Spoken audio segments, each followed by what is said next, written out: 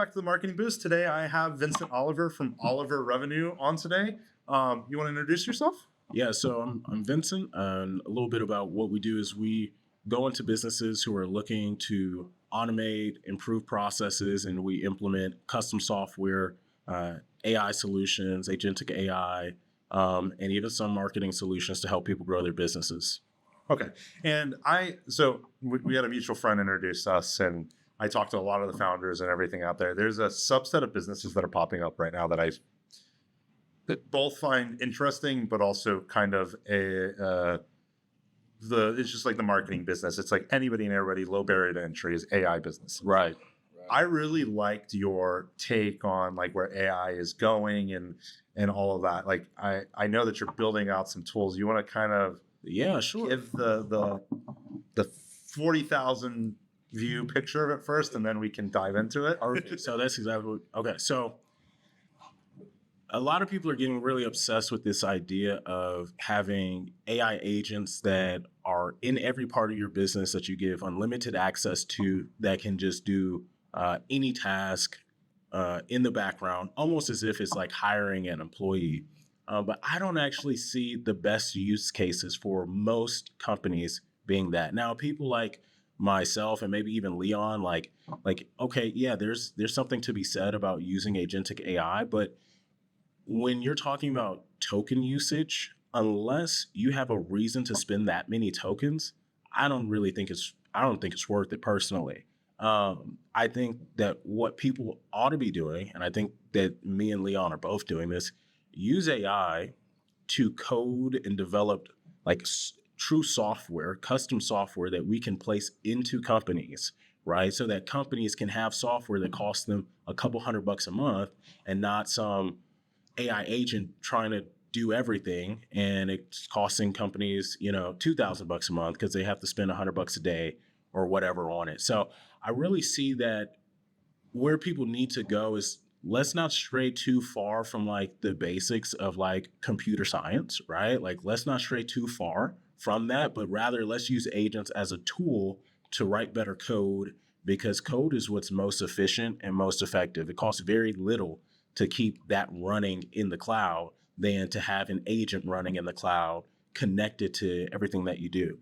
Now, I want you to hear me. I'm not saying don't use agents. I'm just saying for most people, for most practical solutions, you don't need an agent to do it, right? I think there's a lot of hype with like Claude where people basically got this like taste of what an agent can do, and then they treated it like it was, AGI, general intelligence, where it could do anything for you and you just let it live in your business. And I just don't think that's where we are yet. We might get there in the future. However, the expense that it's going to cost to run and manage that is going to be too high for small business owners, and maybe even medium-sized businesses would do better with just like real software, hands-on software that is code. It has a trigger, it has a dashboard where people can interact with it, and you can use it for simple use cases. I like the dashboard part, because I'm seeing a lot of people all of a sudden get like consolidated reports on what is happening in the organization. Like there's a coffee company that we work with, and they were like, hey, I need to know what's our inventory, what's out there on Amazon, what's out there on Shopify, how much are we moving in retail, and then what is it by store? And normally that would have cost them, $100,000 to $200,000 minimum to get that done. But their operational efficiency just improved, because now they're able to say, man, we're moving a lot in this portion of the South versus somewhere in the North. They're just like, hey, we're not really hitting on those flavors. Like we should probably consolidate those flavors down there and move other stuff there in the North. Right. I like the spin that you're talking about agents, because you're right. Claudebot, one, it's really hard to set up, like exceptionally. Right. It's a security nightmare. It's a mess.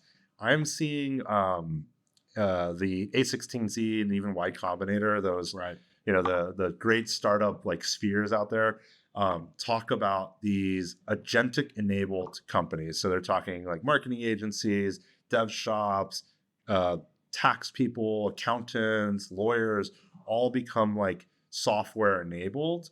And I think when people hear that, they think, an agent going and doing stuff versus probably an automation that collects the information, passes it to ChatGPT real quick or Claude, parses it, and then gives somebody information versus a lawyer just saying, no, this whole brief was prepped by AI and who knows if it's correct or not. Right.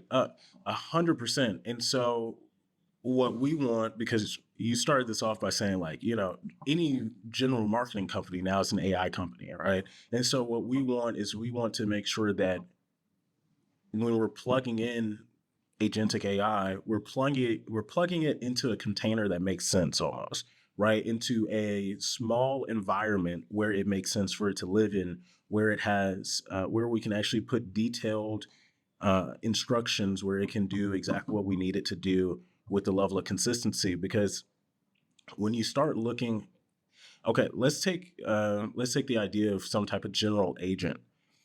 That might be okay for a small business in terms of security issues. They're not worried about getting a massive lawsuit or whatnot. However, they can't even afford it. But then you go to big companies and the security issues, the risk of certain executions not being done properly. If let's say 90% of the time the agent does whatever you need just right, that 10% can land you into $1 million lawsuit.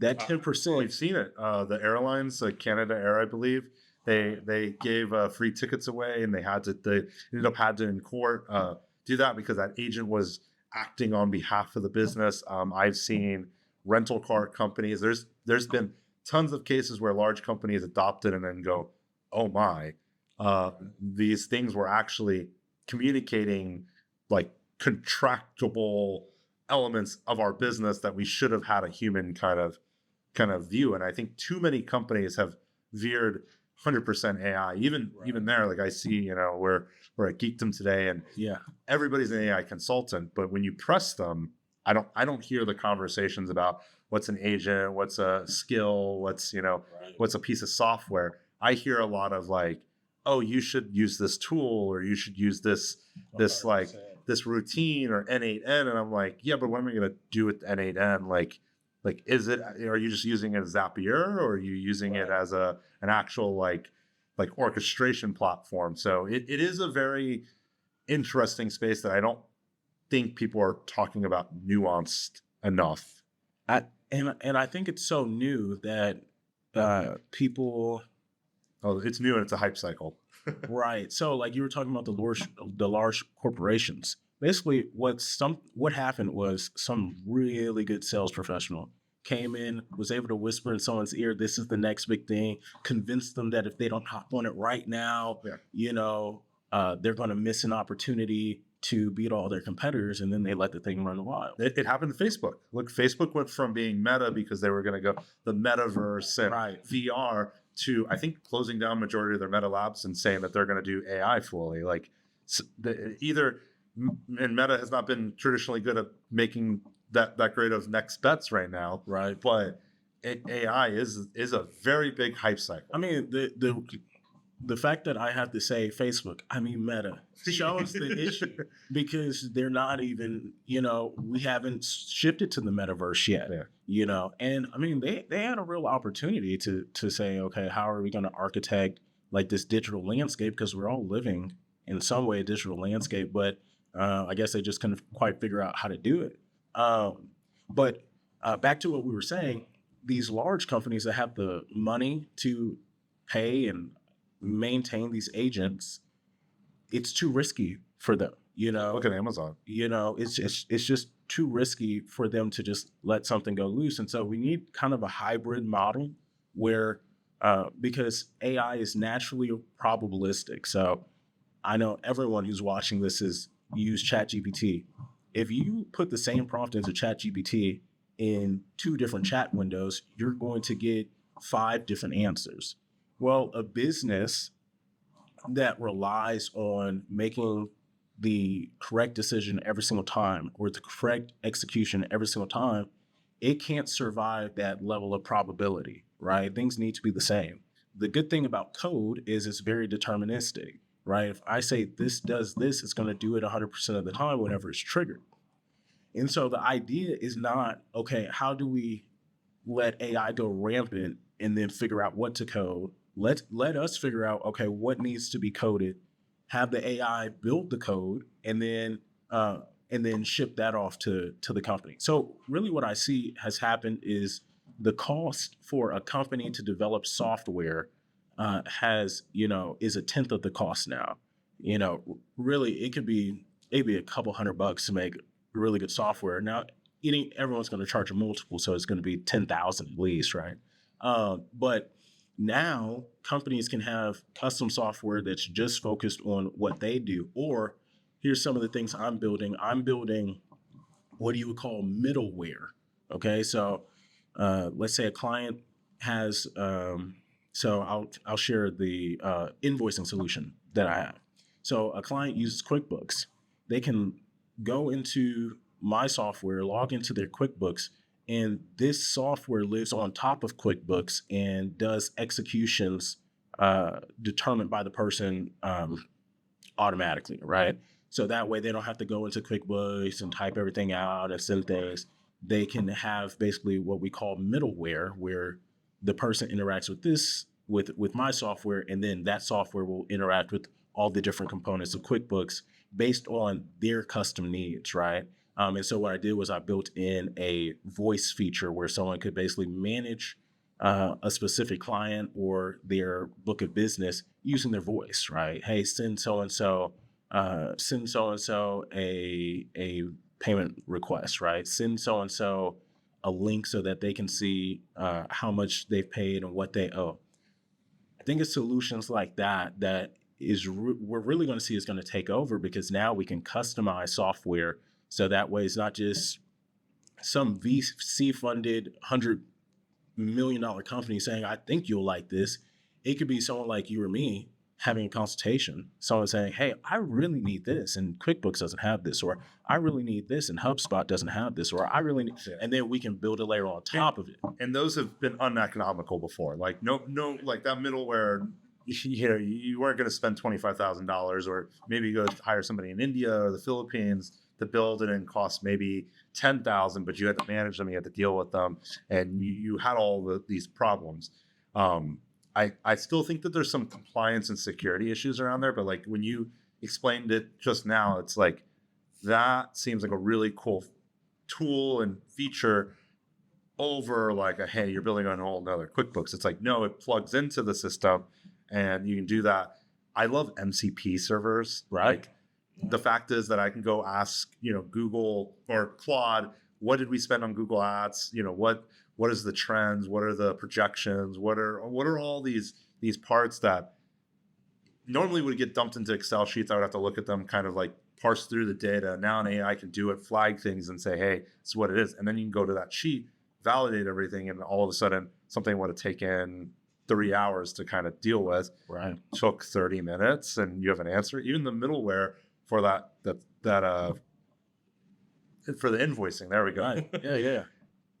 Going and making an invoice is a tedious process. How many hours is in there? What do they have to pull? Who do they have to send it to? That could be a 45-minute process if you're not paying attention and you get distracted, which I will get distracted. Right. But imagine if you could just say, hey, make an invoice to so-and-so, mark that is for 3 hours of work. Mm-hmm.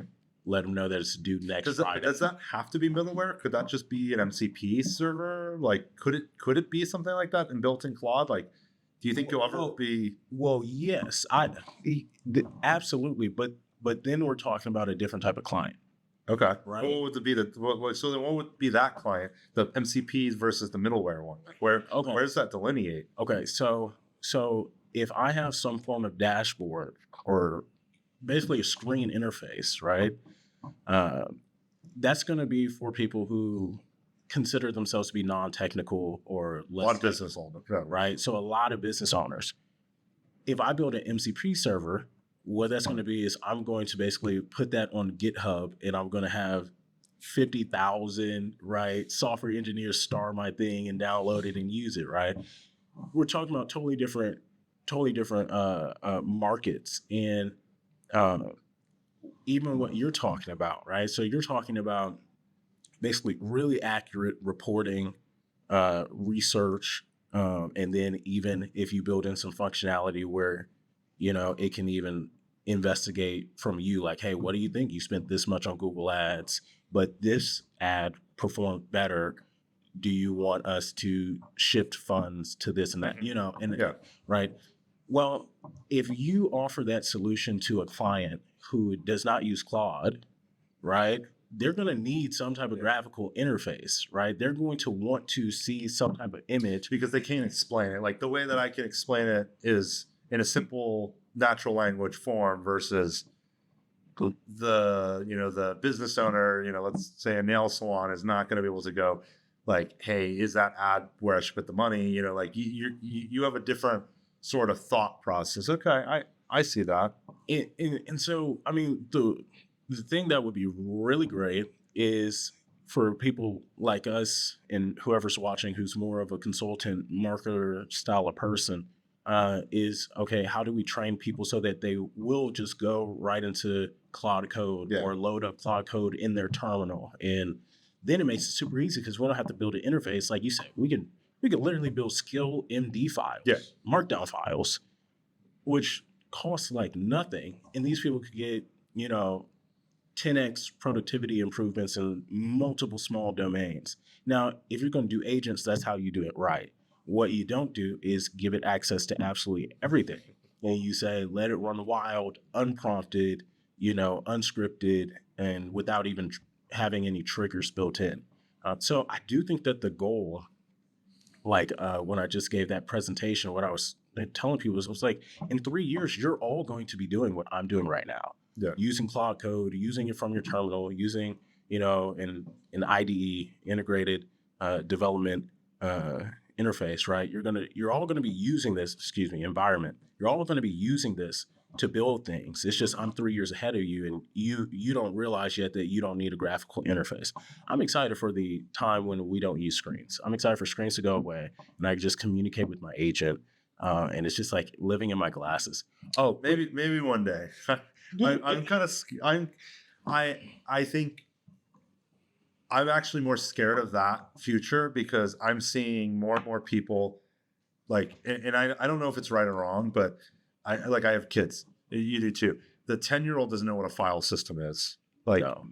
I think that's an important skill no matter what. It's an organizational skill there that you always have to think through. The typing is, something like you don't have typesetters anymore. You just type on a keyboard. Like, I do wonder where it's going. Like, if it's all voice, I'm like, ooh, I don't know if I like that future. I just use Whisperflow. Okay, Whisperflow is very cool. I don't even type because it slows me down. I'll read because I can process written word better than I can process like spoken word. Yeah. Right. And so very similar. Yes. And so, but I'll talk because I can speak way faster than I can type. Yes. Voice notes are my friend. Exactly. People hate me. But once they figure out how to get people to be able to, or how to get the thing to be able to translate whatever it needs to in a way where I can hear it and it be, and I can understand it at the same speed or comprehension as me reading it, I think screens are going away. Absolutely. And then here's something you should look into. Google just put like a $200 million investment in Warby Parker glasses. I know. Okay. I wear them. Really? Yeah. They're trying to I think they're trying to put their agents in glasses. I wouldn't be surprised. They've been trying to do that since the 2010s when Google Glass. Yeah, Google Glass, Robert Scoble. He tried to do that. When I talked to him maybe like a year ago, he was launching an AI newsletter, and I said to him, I was like, the glasses, I was like, where did you ever think we would get to this AI moment? And he said that essentially he knew that it would happen, but he didn't think it would be this quick. And I think that is the big part that's happening right now. And that's why I say, like, dude, I think we're going to move to no screens faster than you think. And here's the thing, man. I think you might like it more than you realize. I probably will. It's one of those skills. Just like I hate that nobody can write anymore. I think it's there's a component of you do have to work your brain, and your brain has to work in very particular patterns. And I think like writing, you retain more when you write it down, even versus typing. And I think screens, good or bad, it's just I'm going to need something to like have it in front of me so that I can just read it. Because if somebody tells me a bunch of words and a bunch of numbers, I'm going to look at them and go, I need to be able to read this and reread it 5 times because I need to process it. So it is an interesting world that we're heading on. The actual AI usage in the companies. Now, Okay. you talked about building like a invoicing system. You talked about some other stuff. How are you like reaching these people? Like, how are you like educating them? Like, I'm sure that the normal business owner is not thinking the way that we're thinking, or the way the internet's thinking, or even X, or what's happening on LinkedIn. Like, how are you getting to them, and how are you pitching them? So I think a lot of it, and I think this is why, even if you're a builder, you need to have a consulting lens. You need to kind of understand how to communicate to people, because people aren't looking for AI. People are looking to do less work. People are looking to make more money. And if I can speak to you and say, hey, you're super busy. So lawyers are really easy because they're some of the busiest people in the country. They work like 80, 90 hours a week. And they bill all 80 or 90 hours. Right? But, if you could convince them like, hey, let's cut down on the task that you can't bill on using AI, so that way you can replace those hours with billable hours. Now they're thinking, what do you got? Right? So I think really it's about messaging, and that's why a marketer is always going to do well no matter what season of technology, what's going on, is because I've heard that a lot more, that the marketers are actually the best positioned. The engineers could become the way of the dodo bird, but I'm hearing marketers, especially particular types of product marketers that understand product and marketing and like customer communication cycles, that can really go in there and do it. I guess you would kind of consider yourself rooted in marketing, or yeah. So I mean, I got started in marketing consulting. Okay. It just so happened that now I can create software to do the implementation of some of the things that I'll tell we could have never done. Right. Exactly. And so, I mean, it's alluring.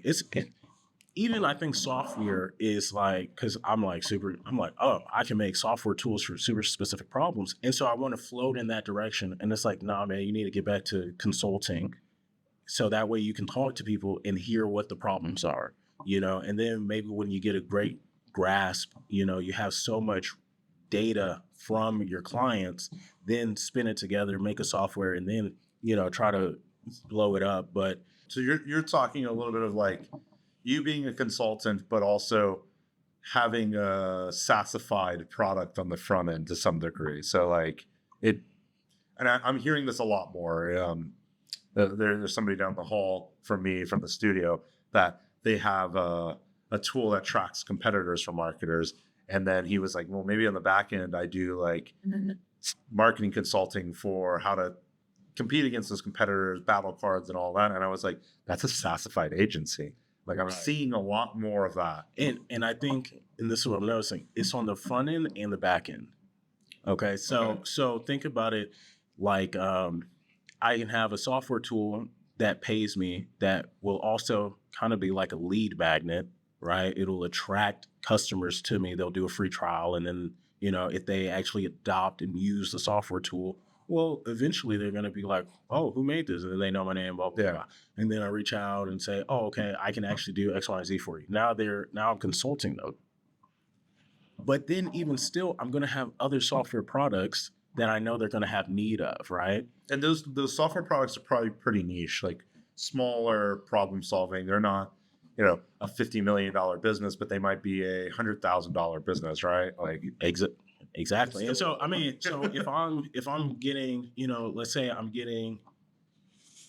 $6,000 a year from software on the front end to bring someone in, right? They're paying $500 a month, but they get into my ecosystem, and I have, I can consult them on many different things. I can do training for the executives. I can do, I can offer licensing seats for training for some of the employees, whoever they want to be trained. I can help them make strategy and plans for like long-term implementation, AI-led growth, maybe even how to sassify some of their business processes, right? I can sell all of that. Well, I made $6,000 to get the customer. I'm going to make it. The hope is a couple $100,000 on fulfilling the customer for a small business. So let's say between $1 million or $3 million. And then on the back end, well, if I have 3 other software products that I know that they have need of, who's doing your lead follow-up? Oh, I just got a sales guy. Okay. What's his numbers? How many leads fall through the crack? Give me an exact percentage. I have no idea. Oh, you need clarity and reporting and wouldn't it be nice if he had like a sales buddy that like could automate a lot of the follow-up so that he could do more work and be focusing on closing deals, and this thing just got him booked appointments, right? Well, we can build out 3, 4, 5. We could have a suite of products. I always think about it like it's like the Microsoft business model, where it's like, okay, you came in for Word. Yeah, you pay for Word, you get Teams, and all of a sudden you're in their ecosystem. Now you're Whether deep. you will, if anybody likes Microsoft products, I feel bad for them. But just like on the Artemis space mission, I've got 2 Outlooks, 100%. And then dude, I mean, but the companies that use Microsoft, they're like the stickiest companies. They never move. I mean, the fact that I still get emails from people from like Outlook email accounts is like shocking to me. Yeah.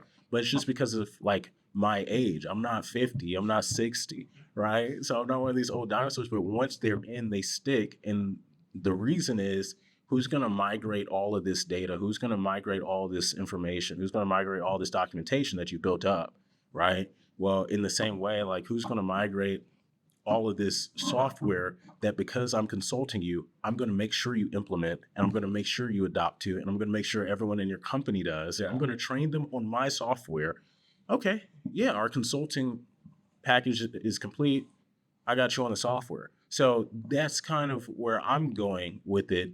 But the trap for me was, I was like, oh, I built something really cool that a lot of people can use. Yeah. I'll go all in on that. No, well, for me at least, I don't think that's it, because here's what we know. In a year from now, Claude is going to drop something that's going to make my software obsolete, right? And I don't want to be one of the types of people where I'm trying to sell someone on something that they don't really want or they don't really need. Yeah. And it's like, hey, but you got to use this software. It's like, but I'm using Claude, and Claude, no, I don't. Yeah, because there's a lot of FOMO out there, and I'm sensing it from people, and this is why, like just like marketers, that they're compared to used car salesmen, because most marketers don't know how to actually implement. They're more of consultants that can't do. Right. And it becomes a really problematic thing down the road as essentially, if you're doing Google Ads and you don't know how to actually implement, you have people outsourced, it's like, whoa, things don't go well. Same thing, and I'm sensing it out there with the AI, like telling them, hey, here's an MD skill file, like you use Claude Code and it just does it. And then here's 5 tools. Oh, by the way, those 5 tool subscriptions cost you $5,000 a month, right, plus Claude usage and all of that.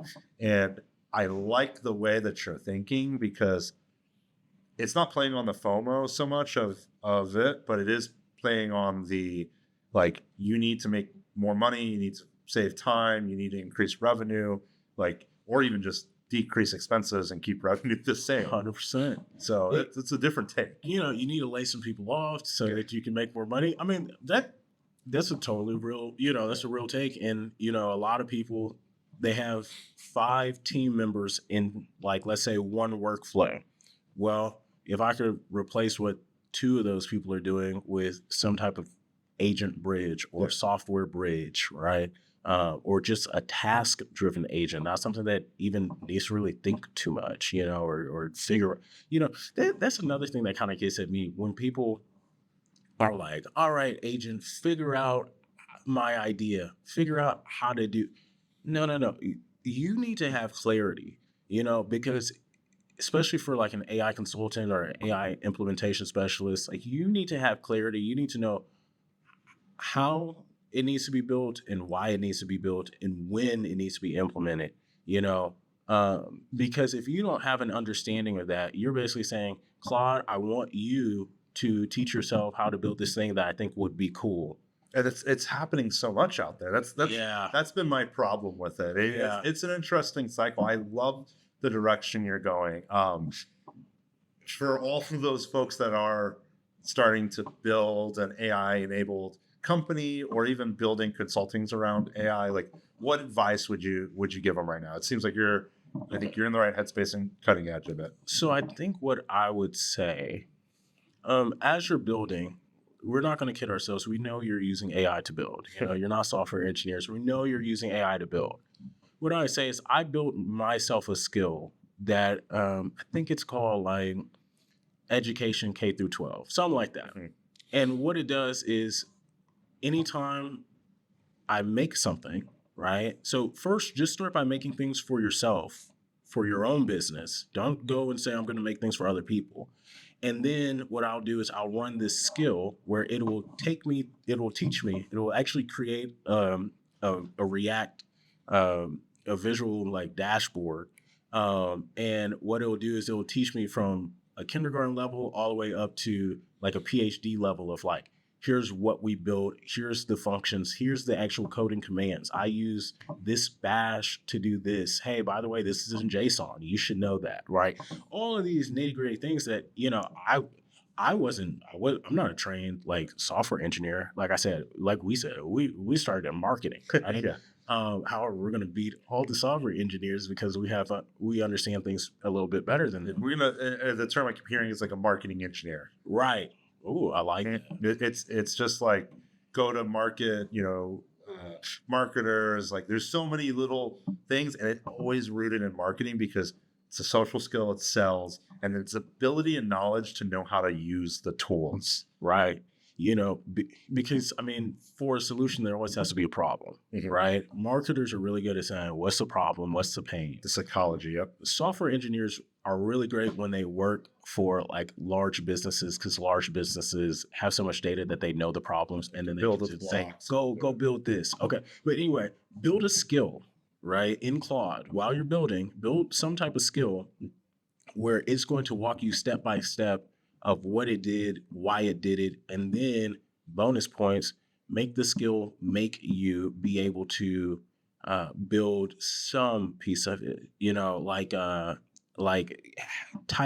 getting back to typing, type out some code, right? Have some type of quiz. Hey, do you know what a cron function is? If you're building things and you don't know what a cron function is, you're listening, like, you should know that it's a scheduled trigger. Like that's something that you should know, and it's important for you because the more you understand the language, the better the prompts you can give, and the more you can have a watchful eye over what Claude is doing. And you could say, why would we do it like this when we could have a very simple code function?